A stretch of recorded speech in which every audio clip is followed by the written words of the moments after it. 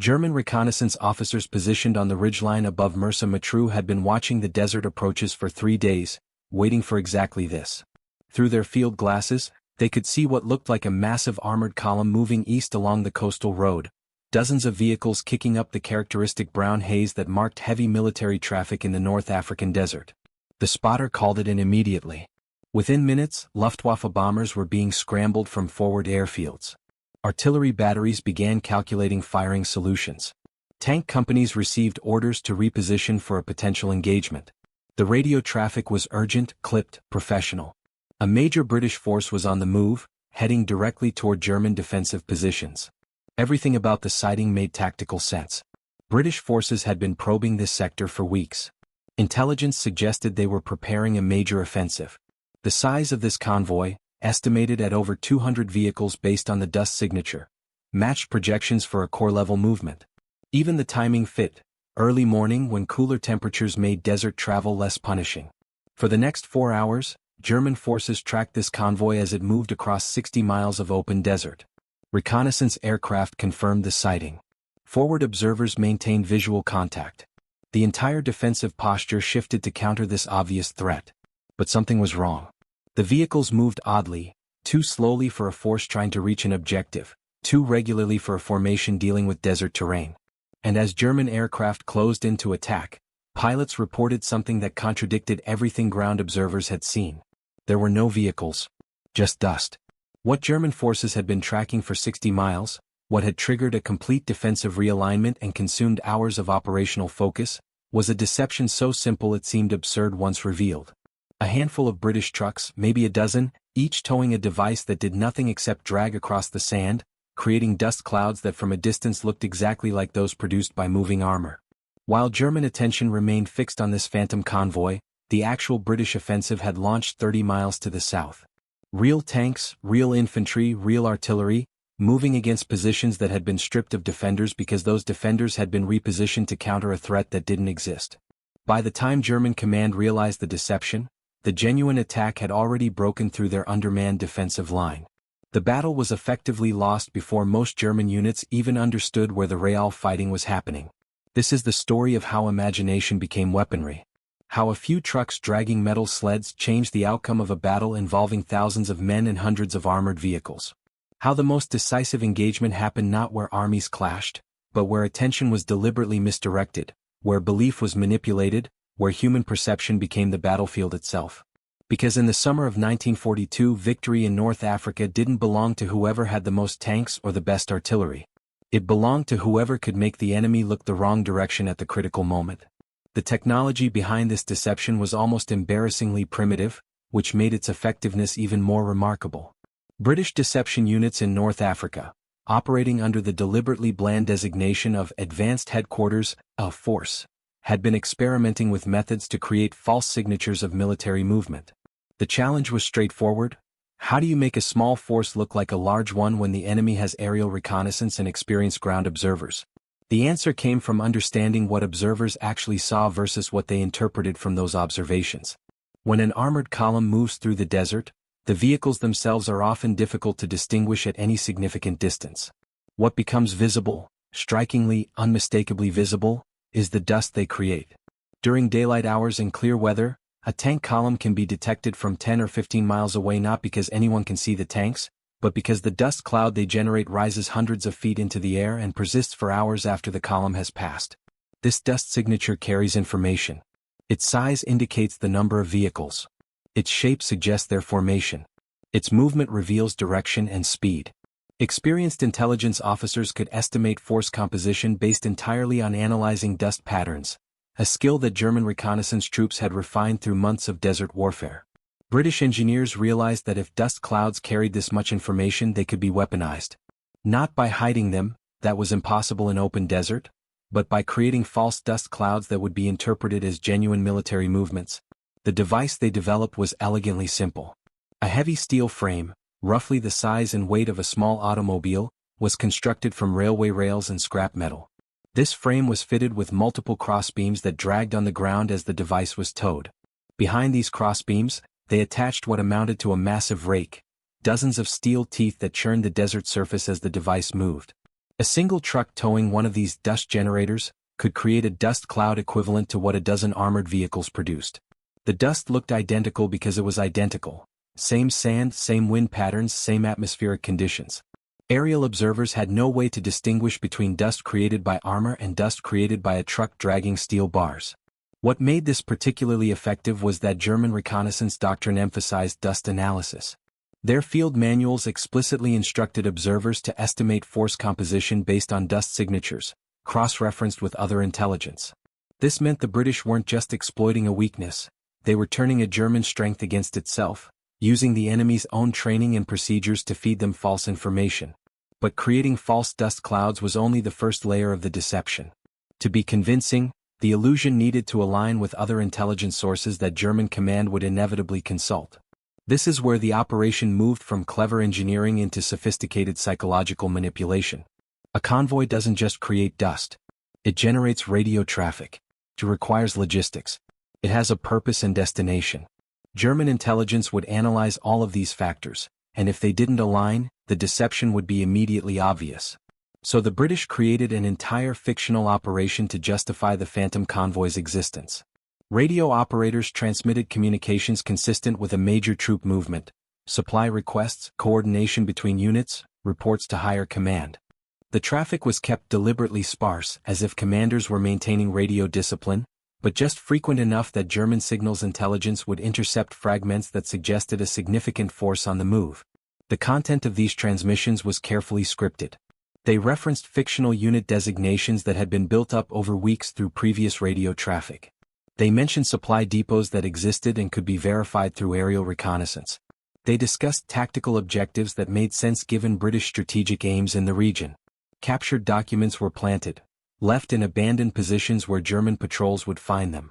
These documents referenced the fictional units involved in the Phantom Convoy, complete with movement orders, supply manifests, and command structures. The paperwork looked authentic because it was authentic.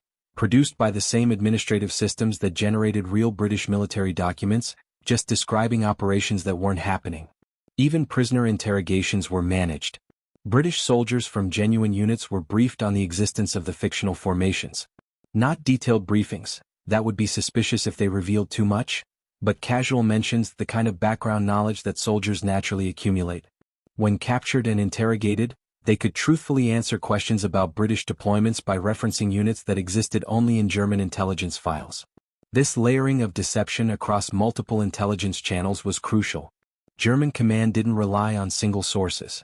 They cross-referenced aerial reconnaissance with signals intelligence, compared radio intercepts with prisoner statements, validated everything against captured documents. The British deception needed to satisfy all these verification methods simultaneously. And it did because each element was designed to confirm the others. The dust cloud justified the radio traffic. The radio traffic explained the logistics. The captured documents validated the unit designations. Prisoner statements corroborated the deployment. Each piece of false information strengthened the credibility of every other piece. German intelligence officers, trained to be skeptical, to verify before accepting, found their skepticism satisfied. Every source they checked, every method they used to validate the information, confirmed that a major British force was moving east along the coastal road. What they couldn't know, what the system was designed to prevent them from knowing, was that every source had been compromised, every validation method was confirming information that had been planted specifically to be confirmed. The human element of this operation reveals something profound about how military deception actually works in practice. The British soldiers involved in creating the Phantom Convoy weren't intelligence specialists or trained deceivers. Most were engineers and drivers, performing what was essentially theatrical work under the very real threat of enemy attack. They had to maintain the illusion while German aircraft circled overhead.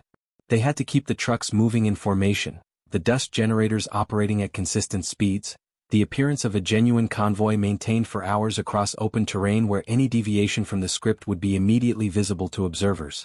The psychological pressure was immense. These men knew that if German forces called their bluff, if bombers attacked or artillery opened fire, they had minimal defensive capability.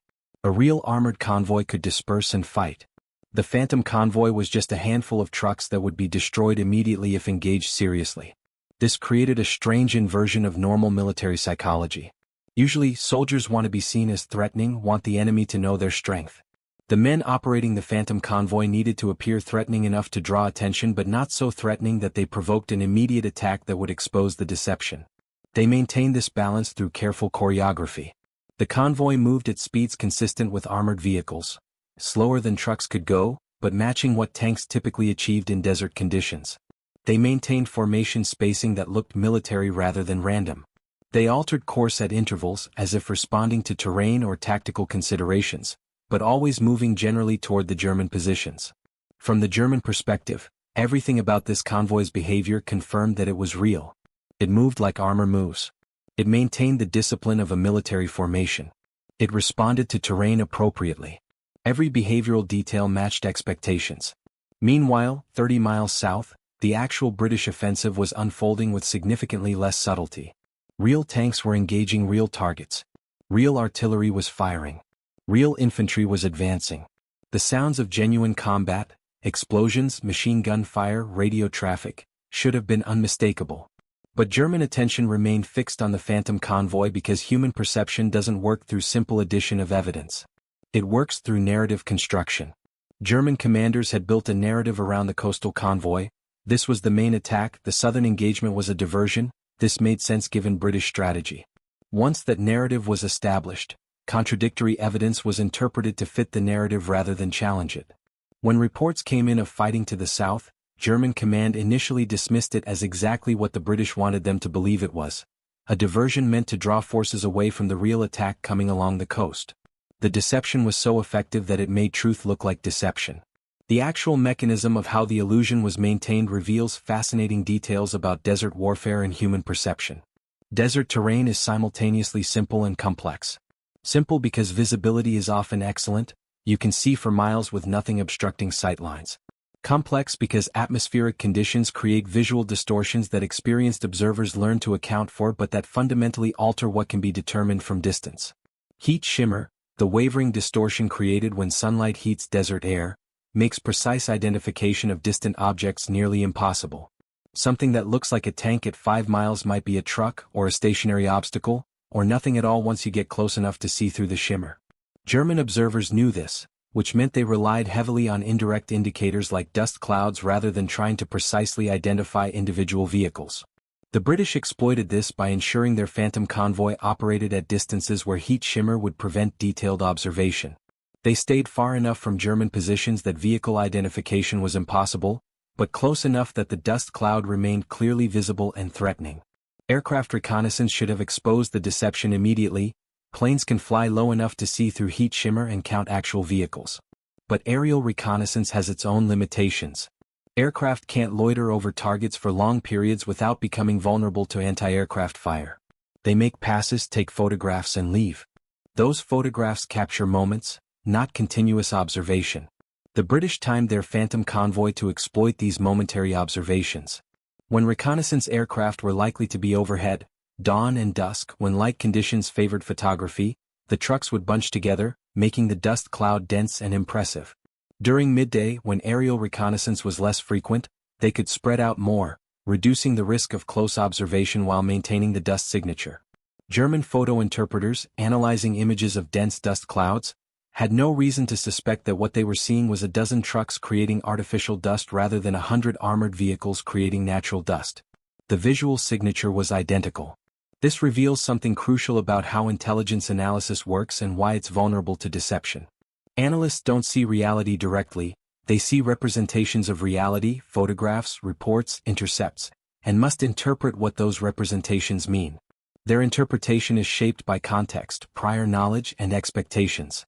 If all of those factors are manipulated, the interpretation will be wrong even if the analyst is highly skilled and the source material is genuine. German intelligence officers were looking at real photographs of real dust clouds. Their analysis followed proper methodology. Their conclusions were logical based on available information. They were wrong because the context in which they were interpreting that information had been comprehensively falsified. The moment when the deception's success became undeniable came not from British sources but from captured German communications. As the genuine British offensive pushed through the undermanned southern defenses, German units in the northern sector began requesting permission to redeploy. They could hear the fighting to the south. They knew something significant was happening. But German command, still fixated on the Phantom Convoy, initially denied these requests. The intercepted radio traffic from this period is almost painful to read in retrospect. German officers reporting that they were in the wrong position, that the real fighting was elsewhere, that they needed to move immediately. And German command responding that the northern convoy represented the primary threat, that southern engagements were diversionary, that units should maintain current positions pending further intelligence. This wasn't incompetence. This was rational decision-making based on systematically falsified information. Every piece of evidence German command had access to suggested the coastal convoy was the main threat. Moving forces away from that threat based on preliminary reports from the south would be abandoning a defensive position to chase what might be a diversion. So they waited for better intelligence. They demanded confirmation. They maintained the defensive alignment that the Phantom Convoy had induced. By the time that confirmation came, by the time it became undeniable that the southern offensive was genuine and overwhelming, the opportunity to respond effectively had passed. Units that could have reinforced the southern sector were too far away. The defensive line had been broken. British armor was advancing through gaps that should have been defended by the troops who were instead positioned to counter a convoy that had never existed. The battle's outcome was essentially determined by this attention misdirection. The actual fighting that followed was almost anticlimactic. British forces advancing against weakened resistance, German forces conducting fighting withdrawals, both sides executing tactics they'd practiced countless times. But the strategic context had been predetermined by the successful deception. German forces fought competently once they understood where the real battle was. But they fought from disadvantaged positions with inadequate strength in the decisive sector, having wasted critical hours responding to a threat that was entirely fictional. The aftermath of this operation triggered significant changes in how military intelligence operations approached verification and deception detection.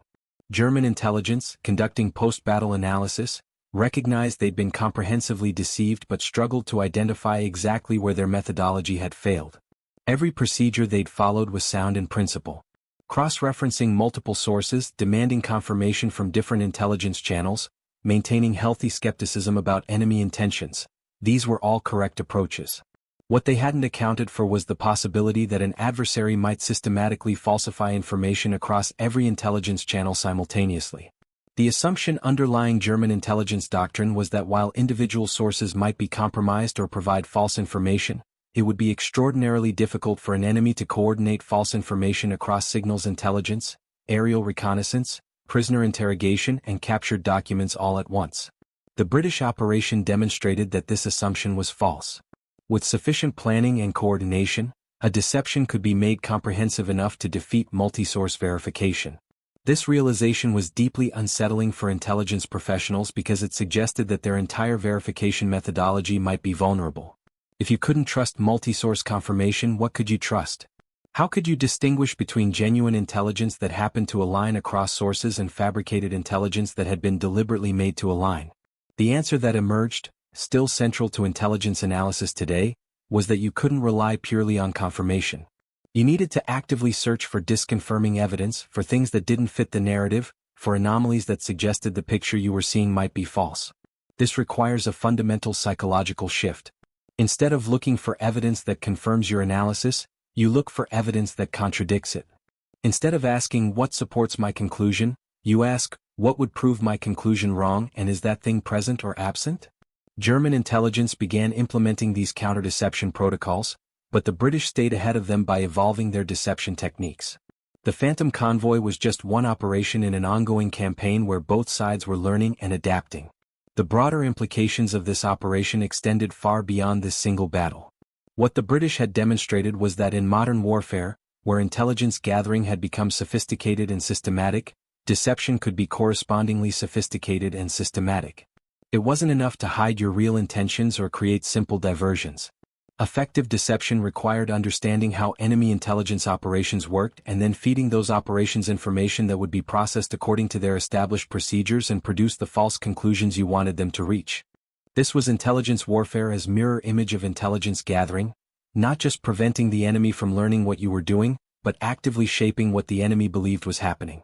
The techniques pioneered in North Africa were refined and expanded for subsequent operations. The invasion of Sicily involved elaborate deceptions that convinced German command the attack would come elsewhere. The D-Day landings were protected by deception operations so comprehensive that German forces maintained significant strength in the Pas-de-Calais region for weeks after the actual invasion, waiting for a second landing that never came. All of these operations followed principles established by efforts like the Phantom Convoy: create false signatures across multiple intelligence channels, ensure those signatures align and confirm each other, make the false narrative more credible than the truth. The technology evolved. Inflatable tanks replaced dust generators, radio deception became more sophisticated, entire phantom armies were created, but the fundamental insight remained. Human beings construct narratives from the information available to them, and if you control that information comprehensively enough, you can make them construct whatever narrative serves your purposes. This principle has only grown more relevant as information technology has advanced. Modern military deception involves electronic warfare, cyber operations, and information operations that dwarf World War II capabilities in scale and sophistication.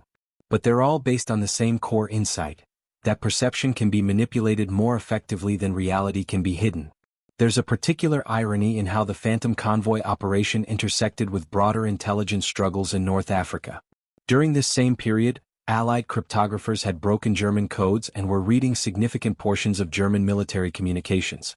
This meant Allied command often knew German intentions, force dispositions, and strategic thinking with remarkable accuracy. They had achieved what intelligence professionals call strategic transparency: the ability to see the enemy's decision-making process. Yet despite this advantage, they still needed tactical deception to win battles. Knowing what the enemy planned to do wasn't sufficient if the enemy had adequate forces properly positioned. The Phantom Convoy didn't compensate for weak intelligence. It exploited strong intelligence by using knowledge of German procedures and expectations to feed them information that their own analysis would confirm as credible. This reveals something fundamental about military conflict. Information advantage doesn't automatically translate to battlefield advantage. You can know everything about enemy plans and still lose if they execute those plans effectively. Conversely, you can make the enemy execute their plans ineffectively by manipulating their understanding of where your forces are and what you're attempting to do. The combination was devastating. Allied command knew what German forces were planning, and could use deception to make those plans fail by causing German forces to be poorly positioned to execute them. They weren't just reacting to German strategy, they were shaping the environment in which that strategy was executed, ensuring it would fail even if perfectly carried out. German commanders, unaware their communications were compromised, couldn't understand why their operations consistently failed despite seemingly solid intelligence and careful planning. They attributed it to Allied superiority in numbers or equipment, not realizing they were being systematically deceived about the basic parameters of each engagement. The human cost of this deception is worth examining because it reveals the moral complexity of intelligence warfare. When the German defensive line collapsed due to being undermanned in the decisive sector, the result was higher casualties than if forces had been properly distributed. German soldiers died fighting from disadvantaged positions, defending sectors that had been stripped of support because command had been deceived about where the real threat was. From a purely military perspective, this was the point: to make enemy forces less effective, to win battles with fewer casualties on your own side. The Phantom Convoy succeeded brilliantly at this. British forces advanced with lower casualties than they would have faced against properly positioned German defenses. But success in military deception directly causes failure in enemy military operations, and that failure translates to human consequences. Soldiers who died because their command was deceived about where to position them weren't less dead than soldiers killed in fair fights. They just died because their side was outmaneuvered intellectually rather than overwhelmed physically. This raises uncomfortable questions about the ethics of deception in warfare. Is it more moral to deceive an enemy into weakening their defenses, reducing your own casualties but ensuring enemy soldiers face worse odds? Or to engage directly, accepting higher casualties on your side but giving the enemy a fair fight? Military ethics generally accepts deception as legitimate. Lying to enemies is considered fundamentally different from lying to your own people or allies. But the acceptance is sometimes uneasy, particularly when examining specific cases where deception led directly to deaths that might not have occurred if forces had been honestly deployed. There's no clean resolution to this tension. War itself is morally problematic, and arguing about whether it's better to kill enemies through clever strategy or direct force misses the larger moral catastrophe of the killing itself. But it's worth acknowledging that operations like the Phantom Convoy, celebrated as brilliant strategic achievements, had human costs that extended to individuals who had no role in the intelligence failures that doomed them. The technical sophistication of the deception is worth exploring in more detail because it reveals how much effort goes into creating effective falsehoods. Each dust generator required specific engineering to create the right visual signature. Too much dust and it would look unrealistic, like a deliberate signal rather than natural movement. Too little and it wouldn't be impressive enough to suggest significant forces. The British experimented with different rake configurations, different towing speeds, different weights and materials until they achieved dust clouds that precisely matched what genuine armored columns produced. This required field testing under conditions similar to actual operations. Same time of day, same terrain, same atmospheric conditions. They literally practiced creating fake dust clouds and had observers evaluate whether they looked convincing from the distances and angles that German reconnaissance would use. The radio traffic supporting the deception was similarly refined. British signal intelligence had analyzed German procedures for intercepting and analyzing radio communications. They knew which frequencies German monitoring stations prioritized, what times of day monitoring was most intense, what types of traffic would be considered most significant. The false transmissions were designed to be intercepted. They were broadcast on frequencies and at times when German monitoring was active. They contained information that would seem significant but not so significant that it would appear to be a deliberate leak. The art was making the intelligence appear to be something obtained through German skill rather than something handed to them. Even the timing of when different elements of the deception were revealed to German intelligence was carefully orchestrated. The Phantom Convoy didn't appear suddenly with all supporting evidence at once. That would be suspicious. Instead, hints and indicators accumulated over days. First, unusual radio traffic suggesting troop movements. Then aerial reconnaissance detecting activity in staging areas. Then prisoner statements mentioning unit deployments. Finally, the visual confirmation of the dust cloud. This gradual revelation mimicked how genuine intelligence naturally accumulated. It gave German analysts time to process each piece of information, form preliminary conclusions, and then have those conclusions confirmed by subsequent intelligence. By the time the dust cloud appeared, German command was already predisposed to believe it represented a major threat because prior intelligence had prepared them to expect exactly this. The long-term impact of this operation on intelligence doctrine reveals how deeply it influenced military thinking. Post-war analysis by both sides concluded that the Phantom Convoy represented a watershed in deception operations, not because of any particularly advanced technology, but because it demonstrated the viability of systematic, multi-channel deception as a core military capability rather than an occasional trick. This led to institutionalization of deception planning. Major military operations began including dedicated deception components from the earliest planning stages. Units were created specifically to execute deception operations. Doctrine was written about how to integrate deception with conventional operations. The British formalized their approach with a Force and later London Controlling Section, organizations that coordinated strategic deception across theaters. The Americans created similar capabilities. Even after the war, as these organizations were officially disbanded, the expertise and methods they developed were preserved and became part of standard military planning.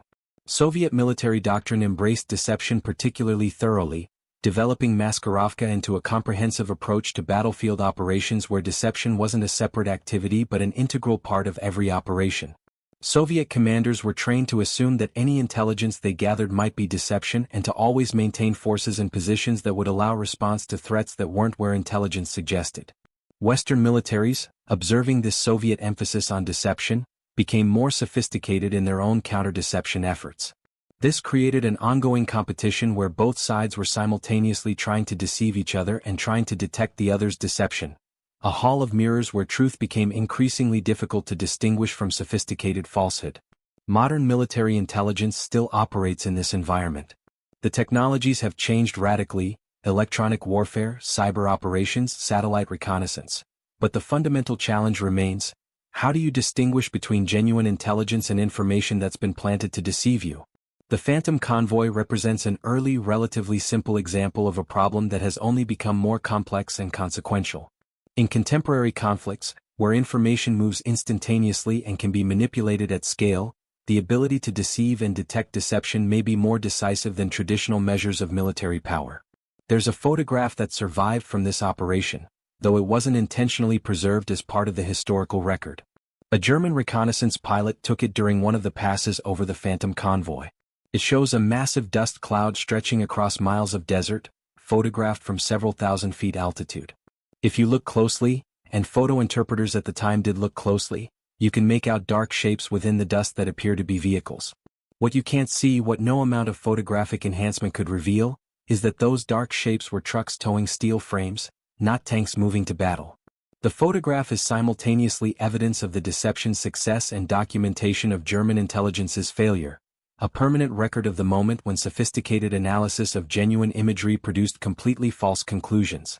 After the battle, when German intelligence realized they'd been deceived, they surely re-examined this photograph and others like it, searching for clues they'd missed, indicators that should have revealed the truth. And they found nothing because there was nothing to find. The photograph showed exactly what British forces intended it to show, a dust cloud consistent with major armored movement. This is the purest illustration of the deception's achievement. Not that it fooled casual observers or confused frontline troops, but that it defeated systematic analysis by trained professionals using established methodology. The photograph that should have revealed truth instead confirmed falsehood, not because the image was doctored but because the reality it documented had been staged. The story of the Phantom Convoy ultimately reveals something profound about the nature of modern conflict. Wars are no longer won purely through material superiority or tactical excellence, though both remain important. They're won through the ability to control information, to shape what adversaries believe, to make them commit resources against threats that don't exist while real threats go unopposed. This represents a fundamental shift in how we understand military power. Traditional metrics, number of tanks, size of army, industrial capacity, remain relevant but insufficient. The ability to deceive, to conduct information operations, to manipulate adversary decision-making has become equally or more decisive than traditional combat power. What makes this shift particularly significant is that it inverts many assumptions about military conflict. A smaller force can defeat a larger one not by fighting better but by making the larger force position itself poorly. A technologically inferior force can defeat a superior one not by developing better weapons but by feeding false intelligence that makes those weapons ineffective. The Phantom Convoy was a dozen trucks with steel frames. The force it deceived comprised thousands of soldiers with tanks, artillery, aircraft, overwhelming material superiority. Yet the deception succeeded, and that material superiority became irrelevant because it was positioned to fight a battle that wasn't happening. This pattern has only intensified in subsequent decades. Information warfare, psychological operations, deception at scale, these have become central to military planning in ways that would have seemed impossible before World War II demonstrated their potential. The men who drove those trucks across the desert, creating artificial dust clouds while German observers watched and German bombers circled overhead, were engaged in something that looked nothing like traditional warfare. No shots fired, no armor engaged, just theatrical performance designed to be misinterpreted by distant observers. Yet what they accomplished was more decisive than most conventional battles. They won an engagement without fighting it, defeated an enemy without engaging them, changed the course of a campaign through nothing more than creating compelling falsehoods that the enemy's own intelligence apparatus transformed into believed truth. In the years after the war, as veterans returned home and eventually began telling their stories, the men who'd operated the Phantom Convoy had a peculiar experience. Their contribution to victory was real and significant, but it was also difficult to explain to people who thought of warfare in traditional terms. They'd driven trucks through the desert while towing metal frames. That was the physical reality of their service, nothing obviously heroic or dramatic. But the strategic consequence of that mundane activity was that thousands of enemy soldiers ended up in the wrong place at the critical moment, which allowed a battle to be won with fewer casualties and a campaign to be advanced with less cost. How do you convey that significance without sounding like you're exaggerating your own importance? How do you explain that driving a truck in circles while dragging steel bars was actually sophisticated intelligence warfare? Some of these veterans never told their stories at all, partly because of official secrecy restrictions, partly because they doubted anyone would believe or understand the significance of what they'd done. The deception was so successful precisely because it looked so ordinary, just trucks driving through the desert, creating dust. This reveals something about how we remember and honor military service. We celebrate obvious courage, soldiers charging under fire, pilots engaging in combat, commanders making tactical decisions under pressure. These fit our narrative about what war heroes look like. But modern warfare increasingly involves contributions that don't fit those narratives. The intelligence analyst who correctly interprets satellite imagery. The cyber warfare specialist who disrupts enemy communications. The psychological operations officer who designs information campaigns. And in 1942, the truck driver who created fake dust clouds that deceived enemy intelligence. These contributions are no less vital to victory, but they're harder to celebrate because they don't match our cultural expectations about what military heroism looks like. Yet they may be more decisive than traditional combat in determining the outcomes of modern conflicts.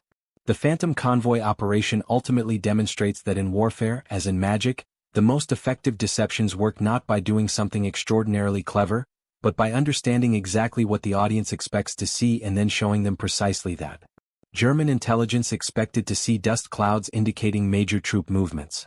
They had procedures for analyzing those dust clouds, protocols for confirming the intelligence, doctrines for responding to the threat. The British deception succeeded by giving them exactly what their procedures were designed to detect and interpret.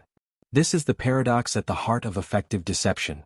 The better your adversary's intelligence capabilities, the more vulnerable they become to systematic deception designed to exploit those capabilities. A primitive intelligence operation might be harder to deceive because it doesn't have established procedures to exploit.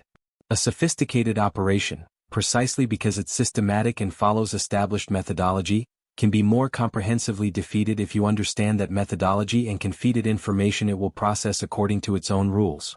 The Phantom Convoy didn't work despite German intelligence being competent and well-trained.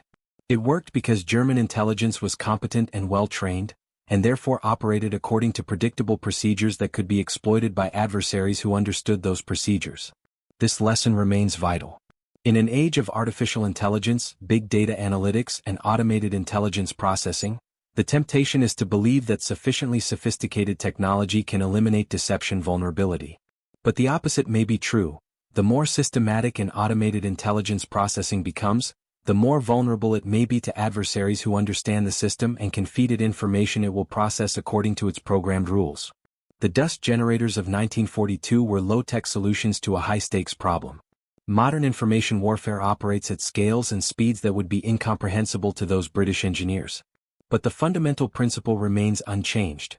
If you understand how your adversary processes information and makes decisions based on that information, you can shape their decisions by controlling what information reaches them.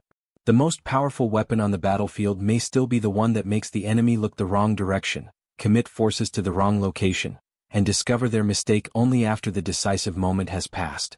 That weapon doesn't fire rounds or launch missiles. It doesn't appear in assessments of military capability. It can't be photographed or counted or measured by traditional metrics. But it wins battles, decides campaigns, and changes the outcomes of wars. They followed the wrong convoy for 60 miles, and in those 60 miles, they lost the battle before the first shot was fired. Not because they were incompetent or cowardly, but because they were fighting an enemy who understood that controlling belief is more powerful than controlling terrain, that shaping perception is more decisive than winning firefights, and that the most effective way to defeat an army is not to destroy it but to make it defeat itself by being in the wrong place at the wrong time for the wrong reasons. The dust has settled now. The trucks have long since rusted away. The men who created those phantom convoys have passed into history. But the lesson remains, etched into military doctrine, studied in war colleges, applied in conflicts across the globe. Sometimes the deadliest weapon is the one that was never really there at all.